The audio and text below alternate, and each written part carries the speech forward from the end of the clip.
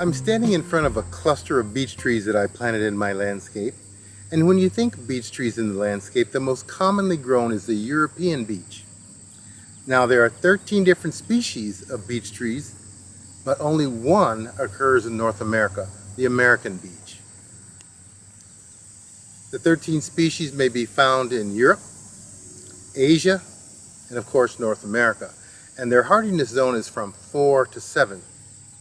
Now they can be used as a specimen tree, in other words, it's the focal point of your yard, or they can be used as a hedge, although here in Michigan I've yet to see a hedge made out of European beech trees. They're generally not used for urban street trees because they're just not well adapted to the conditions where they would have to grow. They grow between 50 and 75 feet, and that's one of the reasons, because many times along urban streets we have wires and that can present some problems. And they can have a spread of 40 to 60 feet. So between the sidewalk and the building and the street, that's just not enough room for this tree to grow. The crown is very dense, which means that very few plants will grow under the tree. You may have to have some very shade-tolerant ground covers, for instance. And the growth rate is rather slow. Once it's established, it'll grow less than 12 inches a year, but on a really nice soil, which we'll talk about in a minute, it can grow about 24 inches or 2 feet a year. Now beeches will grow on a wide range of soil types from acidic to basic, provided that the drainage is good there. And a beech tree is a sturdy, imposing tree, but it has a very short trunk before you start to get branches. So it's difficult to mow under it, but that doesn't become much of a problem because the grass will die out anyway. The tree requires full sunlight and it performs best on a moist, well-drained soil. It can tolerate both alkaline soils, which are pH is higher than 7, and also acidic soils, which are lower than 7, but they do not tolerate drought very well at all. Now I have these three on a very sandy soil, and it was dry quite a bit this summer. As a matter of fact, at the present time, we're down about half. We have about half the rain that we should have had this summer, but the trees are doing just fine. But they do not tolerate salt sprays from roads, or if there's high levels of salt in the soil as a result of snow and ice and salt slush being thrown into the lawn. They don't like that much at all. And as I mentioned before, they don't like poor drainage. So if you have standing water in the yard where they are, not a very good place for them. Now it's a very long-lived tree, between 150 and 400 years, so you're not likely to outlive this tree at all. And it depends on what species you're growing, but it'll be there long after you are.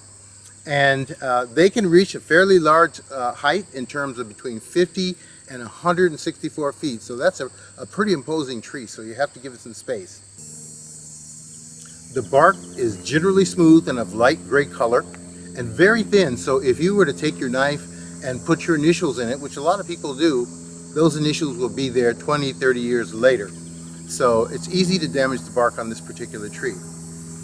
The leaves of the beech tree are entire or sparsely toothed, which means the edge of the leaf is smooth, or it may have just a few teeth, and they can be 2 to 6 inches long, and usually not more than 1.5 inches wide. The newly formed leaves are bright green, and they're covered with very small hairs, but as the leaves get older, they lose those hairs, and they become dark green in color. Now, beeches aren't grown for their flowers, they're not grown for their little edible fruit called beech nuts, but many forest mammals and birds consume these beech nuts as a regular part of their diet. I haven't really had any beech nuts on my trees, so it's not really attracting any wildlife. It hasn't been a real popular tree for birds to nest in either. I haven't seen any nest in my trees.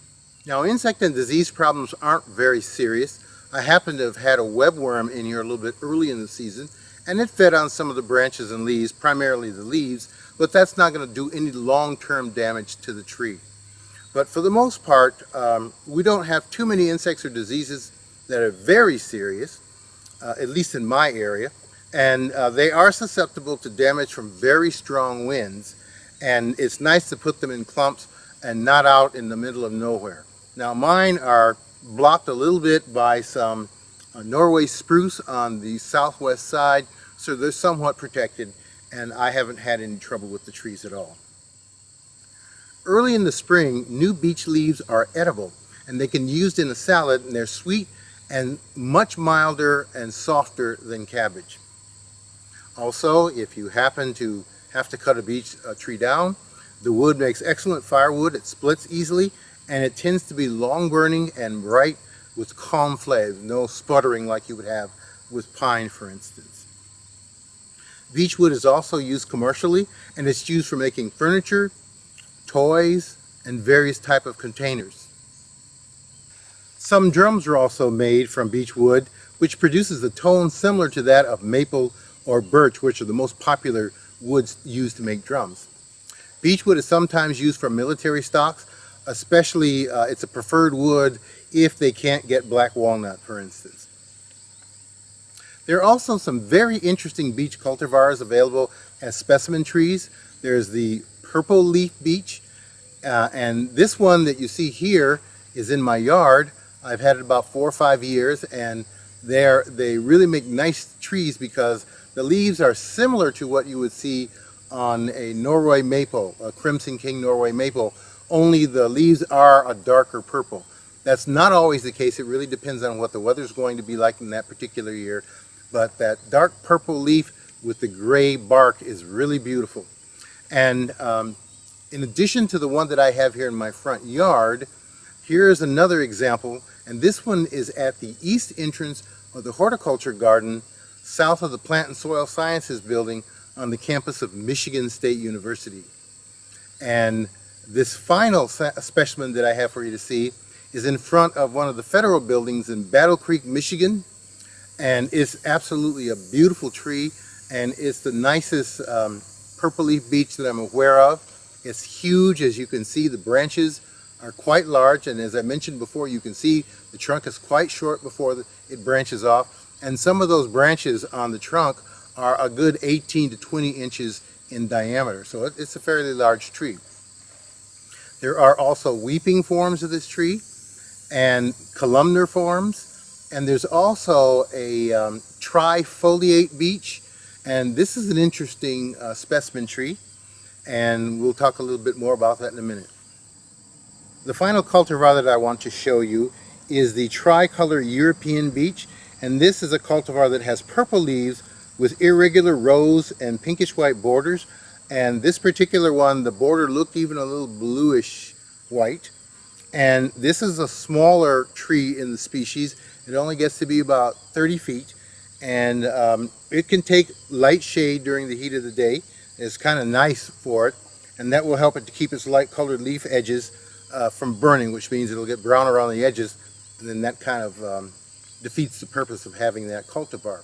So that one can have a little shade in the afternoon or at the time when the sun is at its hottest, like today. It's really hot today. So I hope you enjoyed this. As I mentioned, maybe I didn't mention this, beech trees are one of my favorite trees. They're beautiful, and at least in our area, we don't have any serious problems to be concerned about. So tune in next time when I discuss another cultivar and another species. Thanks. See you guys.